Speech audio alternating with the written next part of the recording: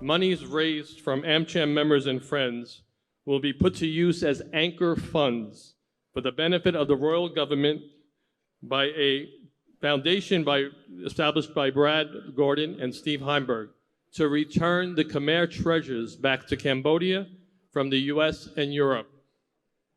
However, Cambodia's pursuit to protect its heritage and bring home its priceless treasures is not one that should be challenged on the grounds of archaeological sites or in auction houses, but also with collectors of some of the biggest museums and institutions dedicated to human history, art, and culture. As these artifacts are returned and eventually housed in a new wing of the National Museum, it is our hope that the Khmer people gain a sense of historic pride from the greatness, craftsmanship, and the wonderful beauty created by their ancestors, now and for generations to come, and that the rest of the world now gains a better understanding of the legacy of the Kingdom of Cambodia. Corporate social responsibility is a core pillar of the goals and objectives of the Chamber. It is part of the state of mind and the heartfelt passion. Many foreigners like myself have settled in Cambodia and have started and raised families here. And we now call Cambodia our home. Much like the opportunities I enjoyed and benefited from in America as the land of opportunity, Cambodia has been for me the kingdom of opportunity. For this, I am forever grateful as an immigrant to the country, which has welcomed me and allowed me the opportunities to do business, allowed me many of the same freedoms as its citizens, to prosper, and as a second home, provided a safe environment with a high standard of living and a lifestyle for my family to thrive. I express the same gratitude as much as the foreign community. We are delighted with the opportunity to give back as a gesture of appreciation for what Cambodia has done for us and for what Cambodia means to us. We put aside political differences for the good of the people, that sometimes relationships with countries are good, sometimes relationships with countries are rocky, sometimes relationships with countries are smooth, sometimes not so good. But tonight is a great example where we came together as human beings, as people, for a greater cause and for what's important to the Khmer people. Let's bring back these artifacts and antiquities. Thank you very much. A year ago, I was in London, and the head of Scotland Yard's art crime unit pulled me aside as we exited his office. And he said, "Brad, we know what Cambodia went through with the war and the genocide. There's strong support here for Cambodia to get back its national treasures." I'm here tonight to talk about what led to that conversation and what's next. It seems like yesterday, 11 years ago, I was contacted by prosecutors from the Department of Justice in the United States. They asked our team to find witnesses regarding a statue named Duryodhana. Duryodhana is in the photograph here. Duryodhana was being sold by Sotheby's, and the DOJ suspected it had been stolen.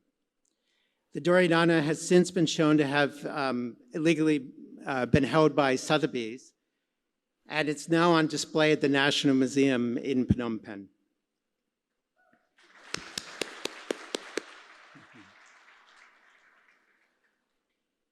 I've learned about the body of a bronze sculpture that's at the National Museum today,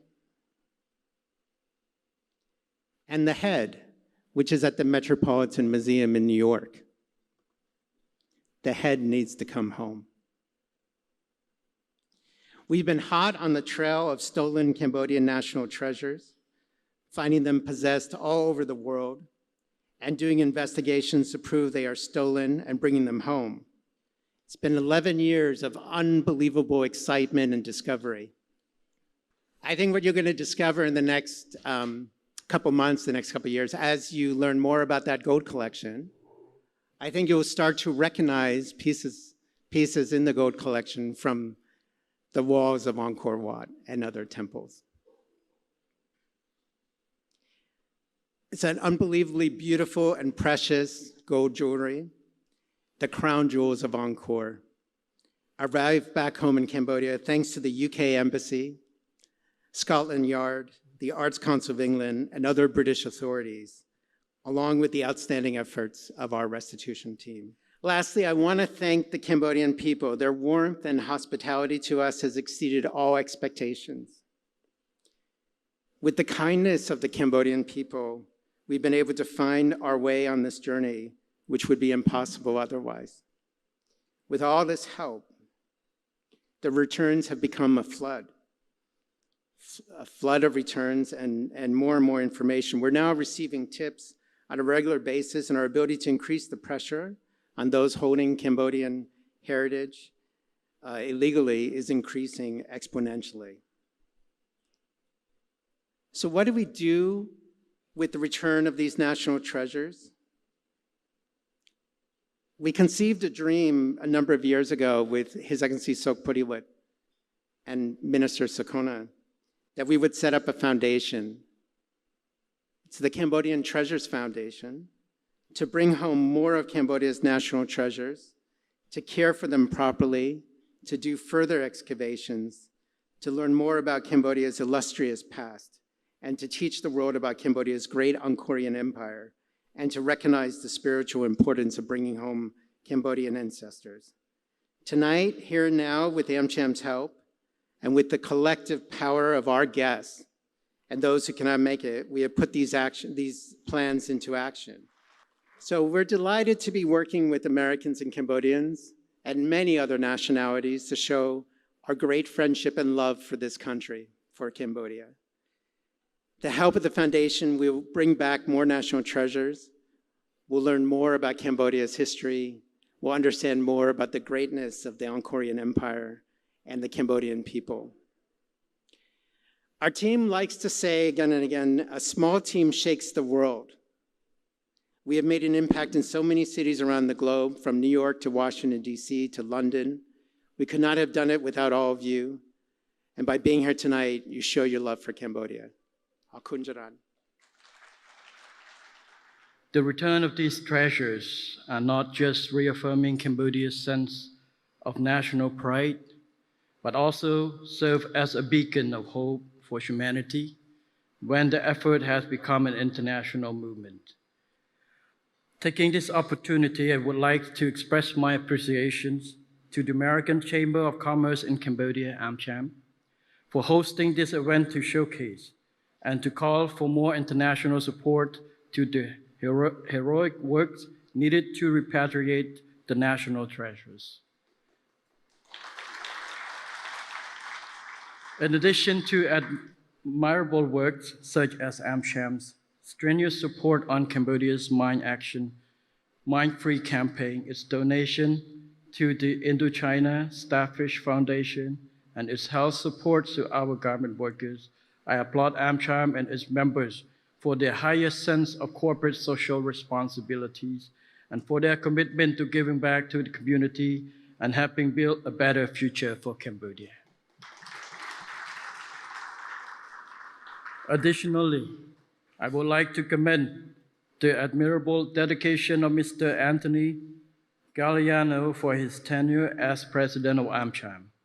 Under his leadership, AmCham has strengthened its position as an invaluable partner for the Royal Cambodian government.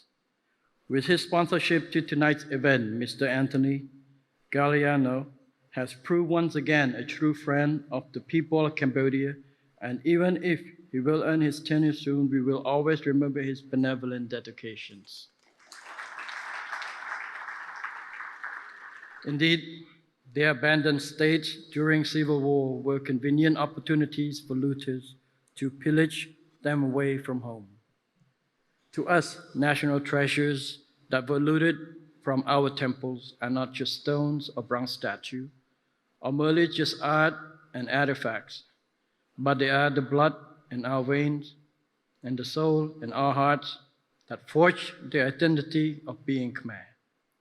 Just as Angkor Wat in our national flag. Our heritages define who we are and who we will be.